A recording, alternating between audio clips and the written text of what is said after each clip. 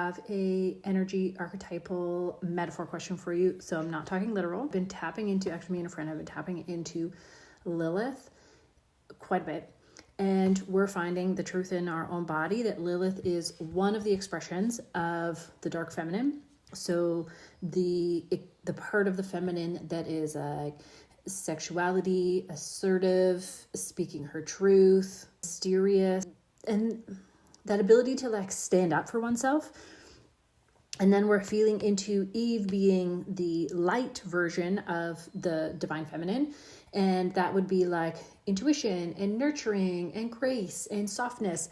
And to have the divine feminine, it is both energies. It is the dark and the light, because there's a time and a need for both of those things. And I will note that the dark feminine is not the same as toxic feminine or those qualities of the feminine in their shadow. So this is where I find English is very limiting, where shadow and darkness sometimes mean the same thing, sometimes they don't. In this case, they don't. Dark feminine is not bad. It is that boundary, assertiveness, speaking up kind of energy, whereas the shadow of the feminine, lacking boundaries and over emotional and manipulative on that emotional level and codependent, okay?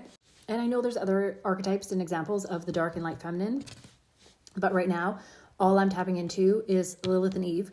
But I'm having a difficult time, and I could ask the internet, but I want you to tap in for you and share your truth. That's what I'm interested in. What is your take of the archetypes of the light and dark masculine? So the light masculine would be like logical and structured and grounded can be in both masculine and feminine, but that like protective, loyal, ethical energy. Where again, that dark masculine, just like the feminine, is that assertiveness, and there's the dominance that comes in the masculine energy, but not in a way that is hurting other people. It's just like taking that leadership role. This is within every gender. It's not, this moves beyond gender. To utilize the archetype of energies is to help us, like stories help us understand, conceptualize, but then embody that energy. And love to hear kind of different stories, how they're interwoven, different expressions of the dark and light masculine to help bring that balance forward, because I feel like the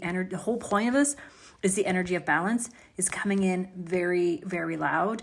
And I just feel this conversation would be really helpful for me and for so many other people to embody the balanced state of the divine masculine and feminine. So the light and the dark versions, both.